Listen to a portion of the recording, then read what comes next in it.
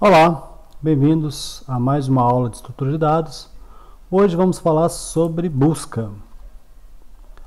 Quando a gente fala sobre busca, a gente pode pensar logo na seguinte questão: por que será que a busca é importante na computação? Vocês conhecem alguma empresa criada a partir de um algoritmo de busca?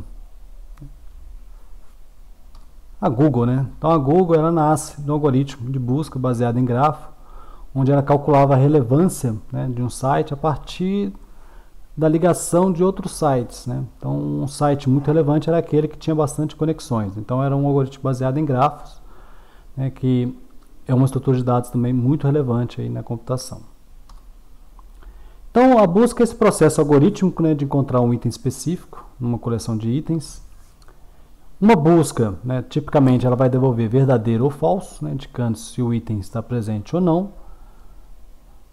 Porém, né, ela poderia ser modificada, né, em algumas situações para retornar um determinado elemento, né, ou determinar a localização daquele elemento. Então, para os nossos propósitos aqui, para entender, né, o algoritmo de busca em si, a gente vai usar essa ideia de pertinência, né, apenas ele vai verificar se um elemento está dentro ou não daquela lista. No Python, né, isso já é feito através do operador in. Né? Então, o operador in, que está implementado no Python, ele já faz essa operação de verificar se um elemento está dentro ou não de uma lista. Mas aqui a gente está estudando as estruturas, né, e os algoritmos. Então, a gente está interessado como que esse algoritmo funciona. Como é que esse algoritmo funciona ali implementado no Python. Então, a gente tem duas formas básicas da gente implementar esse algoritmo, esse operador in, né, de pertinência, que seria a busca sequencial ou a busca binária. A busca sequencial é a mais simples, né? Então, a gente temos aí coleções, né? Essas coleções são armazenadas de forma linear ou sequencial. As listas do Python, por exemplo, a gente tem posições relativas, né? E os índices, né, desses itens individuais. Então, a gente pode sempre falar o elemento da posição 0, o elemento da posição 1, o elemento da posição 2. Então, é esse ordenamento dos índices, né? Primeiro, segundo, terceiro elemento. Então, a busca, né, sequencial ela começa pelo primeiro elemento da lista. Caso seja ele, eu termino por ali, né? Caso contrário, eu vou percorrendo o próximo elemento, né? Então, da posição 0 eu vou para a posição 1, da posição 1 da posição 2, né? Assim eu posso, em algumas situações, ter que percorrer toda a lista para descobrir, por exemplo, que o elemento 90 não está nessa lista. A gente poderia implementar esse algoritmo usando uma estrutura como while, né? Então, nesse caso aqui, a gente podemos inicializar uma variável pos, né, com o primeiro índice, né, com o índice 0. Inicializo aqui uma variável que a gente chama de flag, de marcação, né? Então, inicialmente ela começa com falso, indicando, olha, eu não encontrei, né? De fato, por enquanto eu não encontrei. E eu já tenho aqui também o tamanho da lista, né? Então, o tamanho da lista é o critério que me define se eu termino ou não aquela busca, né? Então, eu posso parar essa minha busca nessas duas situações. Pode ser que eu chegue ao final, então enquanto pos for menor que tamanho, eu continuo, né? Na hora que deixar de ser menor, eu paro. E pode ser que eu tenha encontrado. Então, enquanto eu não tiver encontrado, eu continuo a minha busca. E aí, aqui eu tenho esse if, né? Se lista pos é igual a it, ou seja, eu encontrei, eu marco encontrei como true. Então, na próxima execução ele não continua mais, eu retorno encontrei. Uma implementação usando for, eu poderia fazer uma implementação menor, né? Então, nesse caso aqui, for elemento na lista, se o item é igual a elemento, eu já retorno true. Como eu estou retornando, né, observe que eu tenho dois returns nessa função. Então, se por acaso, em alguma situação, ele entrar nesse item e for verdadeiro, ou seja, eu encontrei o elemento, eu já retorno e já paro a execução do algoritmo. Então, se sabe-se que se ele chegou nessa linha aqui, onde eu tenho return false, significa que eu percorri todos os elementos da lista e não encontrei. Então, eu posso retornar falso. Aqui um exemplo de execução, né, dessa busca sequencial. Aqui temos o código que vocês podem acessar. E tem também sempre essa dica, né, de vocês testarem esse código usando o Python Tutor. Agora a gente vai ver a busca binária, né? Então, a busca sequencial, a gente viu que quando iniciamos a comparações, né, a comparação a partir do primeiro item, há no máximo mais n-1 elementos. Eu vou para o próximo, n-2, então pode acontecer, né, num caso de sorte, por exemplo, o elemento que eu esteja procurando seja o primeiro elemento da lista. Mas pode ser que ele seja o último, ou pode ser que ele não esteja na lista, né? Então, nesses dois últimos casos, eu vou precisar de percorrer toda a lista para descobrir que ele é o último ou que ele nem está naquela lista. Contudo, em algumas situações pode ser que eu tenha um dado já ordenado, né? Se eu tenho um dado já ordenado, eu posso usar essa característica, né, para tornar esse algoritmo mais eficiente, né?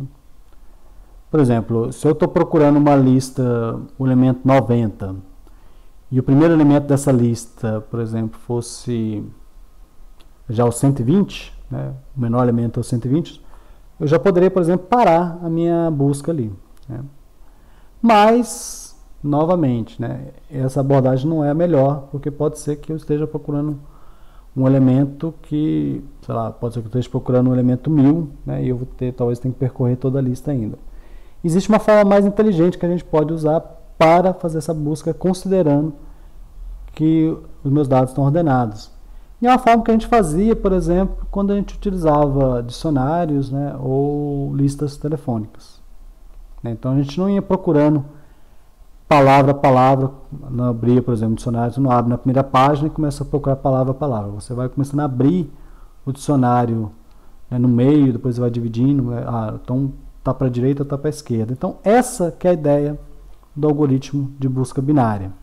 Então, se você tem aqui uma coleção de valores, você não começa pelo 17, pelo primeiro elemento, você começa no meio, 44. Se você está procurando, talvez, sei lá, o 54, você sabe que o 54 tem que estar à direita. Se por acaso ele está nessa lista, né? Ele não está na esquerda, você já vai descartando uma coleção de valores. Então, toda vez que você faz uma busca, você está dividindo aquele espaço em 2 e está descartando n sobre 2 elementos. N dividido por 2, né, elementos ali. Para a gente entender melhor, vamos imaginar aqui uma coleção de valores, né? Então, tem esses valores aqui. E eu vou começar minha busca, né? Eu começo minha busca por onde? Pelo 3? Não, né? Eu vou começar pelo 12, que é o elemento do meio. Eu estou procurando o 8, né? Então, se o 8 existe nessa lista, ele não está à direita, ele está à esquerda, né? Então, ele tem que estar nessa outra lista aí que tem 3, 5, 6, 8 e 11. Qual o próximo elemento que eu vou procurar? O do meio, né? Que é o 6, né? Então, eu encontrei aqui o 6. Então, ainda não é o elemento que eu estou procurando. Se o elemento que eu estou procurando existe aí, ele tem que estar agora à direita, né? Porque o 8 é maior que o 6. Então, tem elemento, a lista aí que tem o 8 e o 11, né? E aí, como eu tenho dois elementos, né, 2 dividido por 2 dá 1. Então, eu comecei procurando agora o 11. Então, se existe o 8, ele tem que estar agora à esquerda, né? E aí eu vou descobrir que existe o 8 lá, né? Caso tivesse vazio, eu interrompia, né? Mas nesse caso eu tenho o elemento 8. E aí eu encontrei o 8. Então, eu fiz aí 1, 2, 3, 4 operações para encontrar esse 8. Aqui, pessoal, a gente destaca o seguinte. Se a gente estivesse fazendo a busca sequencial, quantas operações que a gente ia fazer? Qual seria o passo aqui? 3, depois o 5, depois o 6, depois o 8. Ou seja, para essa coleção de valores aqui, essa busca binária ou a busca sequencial iria fazer a mesma quantidade de operações. Porém, né, a gente tem que pensar que essa busca binária, se você tem uma coleção muito pequena de valores, se você usa a busca binária ou busca sequencial, não faz diferença. Mas à medida que a sua coleção de valores aumenta, a gente está falando de milhões de elementos, a coisa começa a ficar mais interessante e a gente vai mostrar mais à frente esse cálculo aí para vocês. Então, a gente teve uma aula falando sobre recursividade, né? Então, aqui é um exemplo, né, de uma função que a gente pode implementar de forma recursiva, né, que é essa busca binária. Vocês devem lembrar que na recursividade a gente tem o caso base, né, o caso trivial. Então, o caso trivial aqui é quando a minha lista é vazia. Se eu estou procurando um item numa lista vazia, com certeza esse item não está nessa lista. Então, eu posso retornar falso, né, que é esse primeiro caso aqui. O outro caso é o seguinte, né, então agora a lista não está vazia, então agora eu vou ter que dividir. né? Então, eu vou verificar se o elemento que eu estou procurando está no meio da lista, né? Se por acaso ele está no meio da lista, eu já retorno true, encontrei o elemento. Porém, pode ser que ele não esteja, né? Então eu vou ter que agora procurar. Aí eu vou ter que descobrir qual parte da lista que eu vou procurar. Se o item que eu estou procurando ele é menor do que o elemento do meio, eu sei que ele está à esquerda, né? Então eu vou usar aqui, retorno a busca binária. Lista, né? Lembra do conceito de fatiamento de lista? Então eu não marquei o início, estou marcando só o final, né? Esse final aqui é o meio, então o meio ele não entra.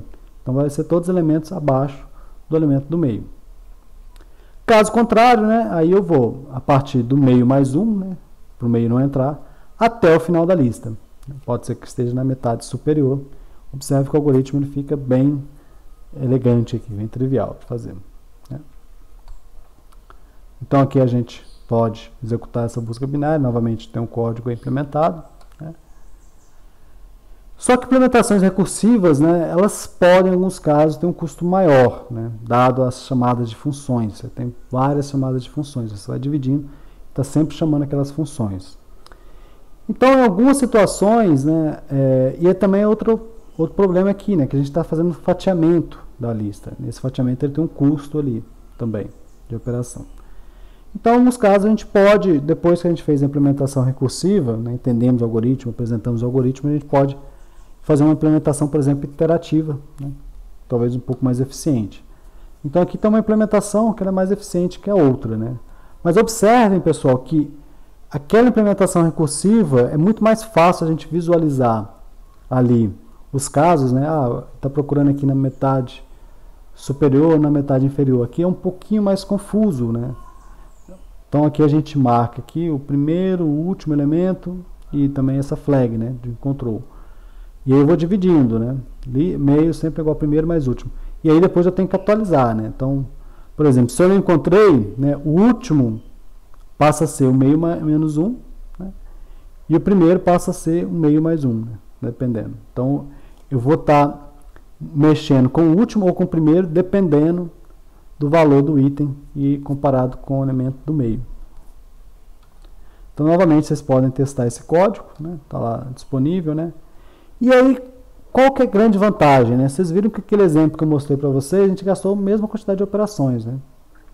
Mas, o que está por trás aqui, né? Então, por exemplo, quando eu faço uma comparação, né, o número aproximado de itens restantes que eu tenho é n sobre 2. Né? Pode ser que eu faça até menos operações do que n menos 2. Né? Aí, na segunda comparação, agora eu tenho n sobre 4. Na terceira comparação, eu tenho n sobre 8. Então, isso aqui eu posso chegar na seguinte situação. Para a comparação i, eu tenho sempre n sobre 2 elevado a i. Né? Ó, 2 elevado a 3, 8. 2 elevado a 2, 4. Então, eu cheguei nessa fórmula aqui. Né? Disso aqui, eu posso chegar à conclusão que, para descobrir, para encontrar, por exemplo, a quantidade de comparações para encontrar esse i é o que? Log 2 de n.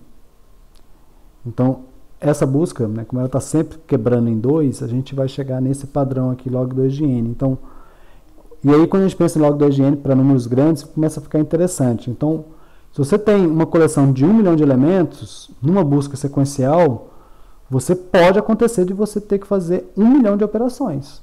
Pode acontecer de fazer uma. Né? Pode ser que você esteja procurando o elemento do primeiro elemento da lista. Né? Mas, em muitos casos, pode ser que você esteja procurando elementos ali do meio. Então, pode ser que seja não 1 milhão, mas 500 mil operações. Só que agora, quando você usa a busca binária, você também pode ser que você esteja procurando, por exemplo, o elemento do meio. Então, numa única comparação, você consegue descobrir o elemento. Mas a grande vantagem aqui é que, na pior situação, no pior caso, você vai gastar 20 operações. Enquanto na busca sequencial a gente tinha que gastar 1 milhão de operações.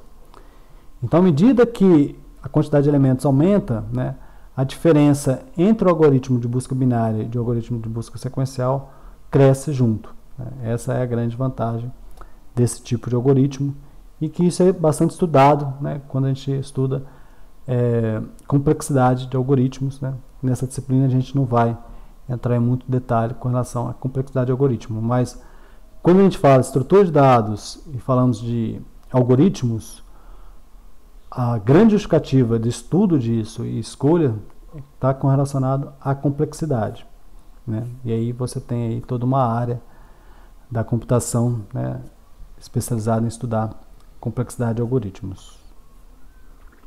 Então, é importante pelo menos a gente ver como que se comporta, né? Então, a busca binária a gente fala que ela é uma busca, ela tem uma complexidade linear, né? À medida que o seu N aumenta, ele aumenta igualzinho. Se você tem 10, você pode gastar até 10 operações. Se você tem 1 milhão, você pode gastar até 1 milhão de operações. No caso da busca binária, não. Tem um comportamento que a gente fala log 2 de N. Então, se você tem 1, né, você vai gastar tal, log 2 de 1. Se você tem 1 milhão, log 2 de 1 milhão, né, que vai ser 19. Então, o comportamento é bem diferente.